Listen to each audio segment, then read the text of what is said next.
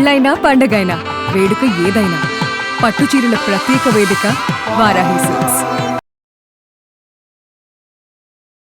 తమిళనాడు రాజకీయాల్లో అనూహ్య మార్పులు చోటు చేసుకోబోతున్నాయి. టీవీకే అధినేత విజయ్ విపరీతంగా ముందుకు దూసుకుపోతున్నటువంటి పరిస్థితి. ఇదే విషయం మీద మనతో మాట్లాడడానికి ప్రముఖ ప్రొడ్యూసర్ నట్టికుమార్ గారు లైవ్ కాల్ అందుబాటులో ఉన్నారు. ఒకసారి ఆయనతో మాట్లాడదాం. నమస్తే అండి. నమస్తే అండి. ఏంటండి ఇప్పుడు విజయ్ గారు సీఎం అయిపోయినట్లేనా? విజయ్ సీఎం అని చెప్పి మొత్తం ఎక్కడ చూసినా అదే కనిపిస్తుంది.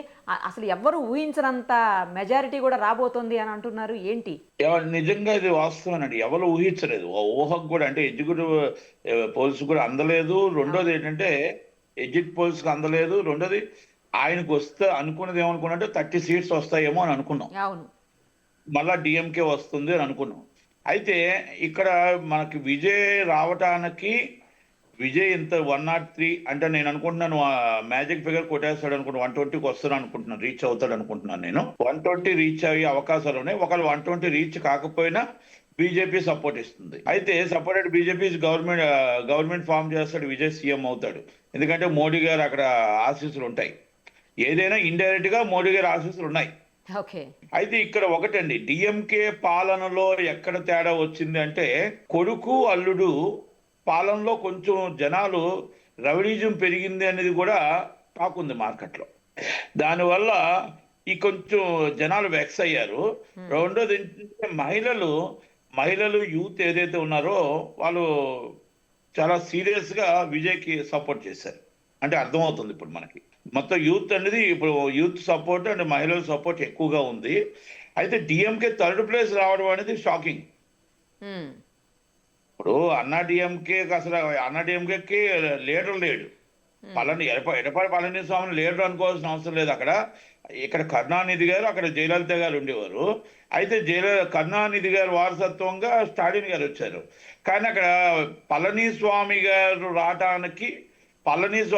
రావడానికి అక్కడ ఆల్రెడీ మన శశికళ గారు కానీ యాంటీ, అలాగే జయలలిత గారిని కూడా యాంటీ చేసి మన పన్నీర్సెల్వం కొట్టి ఆయన అంటే దెబ్బ కొట్టి పార్టీ తీసుకొని ముందుకు వచ్చాడు. కనుక ఆయన కూడా 69 సీట్లు 70 సీట్లు ఉన్నాయి.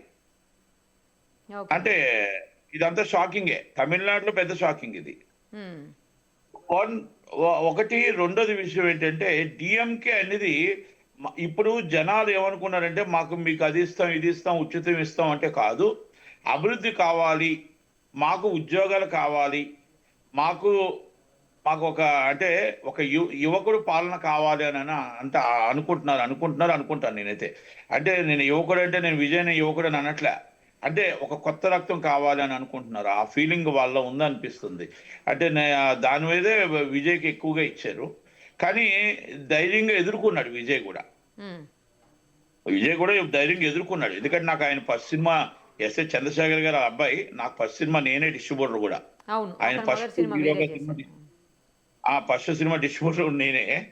కనుక ఆ రోజు ఉన్న విజయ్ ఈ రోజు ఉన్న విజయ్ డైరింగ్ అండ్ యాసింగ్ మొత్తం టోటల్ గా ఏది ఏవైనా గవర్నమెంట్ ఫామ్ అవుతుంది అనేది ఆల్మోస్ట్ మనం కన్ఫర్మ్ చేసుకోవచ్చు. ఒకటండి, ఇక్కడ మనం విజయ్ దాకా చూసుకుంటే విజయ్ మీద వాళ్ళ మిస్సెస్ కంప్లైంట్ పెట్టింది, వాళ్ళ మిస్సెస్ డైవర్స్ చేసింది, నా భర్త మంచివాడు కాదు అని చెప్పింది. అంటే మహిళలు నమ్మలేదు. మేజర్ అర్థమవుతుంది. అక్కడ డిఎంకేకి డైరెక్ట్ గా సింగిల్ గా ధైర్యంగా వెళ్ళాడు. గ్రేట్. ఓకే, బ్యాక్గ్రౌండ్ ఎవరి ఆశీస్సులు ఉన్నా ధైర్యంగా వెళ్ళాడు. ఆ ఉదయాన్నే త్రిష గారు కూడా వెళ్ళి తిరుపతిలో వెంకటేశ్వర స్వామిని మొక్కుని కూడా వచ్చారు కదా. ఆవిడ బర్త్డే రోజే ఈయన ఎలక్షన్ రిజల్ట్ పార్టీకి మెజారిటీ అంతా అని కూడా కొంతమంది మాట్లాడుతున్నారండి. కరెక్ట్ అది. ఎందుకంటే ఆమె బర్త్డే ఈయనకి సీఎం గా ప్రమాణ స్వీకారం అంటే గెలిచే రోజు రెండు ఒకటే కాబట్టి అదృష్టమే. ఇంకా కొన్ని అదృష్టాలు అలాగే కలిసి వస్తాయి, ఊహకు అందు కలిసి వస్తూ ఉంటాయి. ఇప్పుడు ఏదేమైనా ఒకటండి, మనం అనుకున్నాం, మేము అనుకున్నది ఏంటంటే 18 నుంచి 30 సీట్లు వస్తాయేమో అనుకున్నాం. డిఎంకే మళ్ళా డిఎంకేకి అంటే ఈ అల్లుడిది కొడుకుది కొంచెం ఇబ్బందికరంగా అయింది, కానీ తక్కువది అయితే ఏ ప్రాబ్లము లేదు అని అనుకున్నాం. కానీ జనాలు ఒక కొత్త పార్టీకి అవకాశం ఇద్దామని అనుకున్నారు. తమిళనాడు ప్రజలు అవకాశం ఇచ్చారు అనుకుంటున్నాను నేనైతే. అదే ప్రభుత్వ వ్యతిరేకత లేకపోతే కొత్త నాయకత్వాన్ని చూడాలనుకున్నారా? నాయకత్వం చూడాలనుకుంటున్నా. ప్రభుత్వ వ్యతిరేకత అని నేను అనుకోను. ప్రభుత్వ Okay. వ్యతిరేకత అయితే కాదు, కానీ కొత్త నాయకత్వం ఇక్కడ ఒకటండి. ఏది ఏమైనా సరే నేను అంటే విజయ్ గారు రానియండి, సీఎం ఎవరు రానియండి, దేశంలో నరేంద్ర మోడీ గారు ఉన్నాయండి, ఉచితం అనేది తీసేయాలి. Yeah. ఫస్ట్ దేశం అంతా ఆరోగ్యం, విద్య, ఈ రెండు తప్ప, ఉచితం తప్ప ఈ రెండు ఇవ్వాలి. ఆరోగ్యం ఇవ్వండి, విద్య ఇవ్వండి. ఈ రెండు ఇచ్చే తక్కువన్నీ తీసేయాలి. ఎందుకంటే దీనివల్ల మనం చాలా చాలా నష్టపోతున్నాం. Correct. ఎందుకంటే ట్యాక్స్ కట్టేవాళ్ళు కానీ, మిడిల్ క్లాస్ పీపుల్స్ కానీ చాలా ఇబ్బంది పడుతున్నారు. అది కూడా కొంచెం ఎఫెక్ట్ పడిందేమో అని అనుకుంటున్నాను నేనైతే. ఎందుకంటే ఇప్పుడు వీళ్ళు ఎప్పుడైతే ఇదిగో మీకు ఫ్రిడ్జ్ ఇస్తాం, కూలర్ ఇస్తాం, స్కూటర్ ఇస్తాం, అది ఇస్తాం అంటున్నారో అది మిడిల్ క్లాస్ పీపుల్కి వెళ్ళదండి. ఎప్పుడు మిడిల్ క్లాస్ పీపుల్కి ఏది వెళ్ళదు. మీరు పెన్షన్స్ వెళ్ళవు, మీకు మళ్ళీ ఇలాంటివి ఏమైనా ఉంటే ఒక కార్యక్రమం ఏమైనా ఉంటే మాకు అమ్మఒడి లాంటివి ఏమైనా ఉంటే వెళ్ళవు, కూడా ఏమి వెళ్ళవు.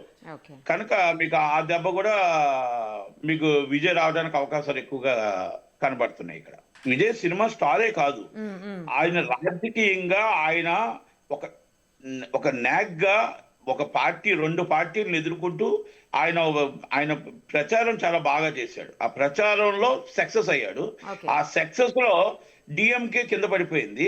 మెయిన్ డిఎంకే పడిపోవడానికి కారణం కొడుకు అల్లుడు అనేది మాత్రం వార్తలు అయితే ఎక్కువగా ఉన్నాయి, Okay. ఎక్కువగా ఉన్నాయి.